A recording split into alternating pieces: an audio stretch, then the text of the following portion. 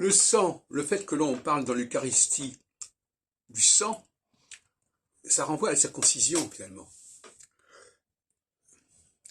Parce que, oui, la circoncision, c'est de verser le sang. Et donc, quand le christianisme parle du sang, il se renvoie à la circoncision, comme le baptême serait une sorte de substitut à la circoncision, ou un ersatz de circoncision. Mais le sang, c'est aussi, comme on dit le droit du sang, c'est aussi la filiation, c'est aussi l'ADN, c'est aussi la génétique. Ça veut dire que on ne devient pas n'importe quoi. Le droit du sol, c'est bon, je vais d'un sol à un autre, je vais d'un endroit à un autre. Le sang, c'est je passe d'une génération à une génération, c'est pas du tout la même logique, c'est pas du tout le même substrat. Donc, mettre en avant le sang, c'est mettre en avant la filiation. D'ailleurs, Jésus lui-même parle de filiation, puisqu'il dit « je suis le fils de » et la généalogie, etc. Donc la filiation, c'est quelque chose de fondamental qui est lié au sang.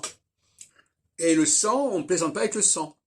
Si on n'est pas, d'ailleurs, les rois parlaient du sang bleu, etc.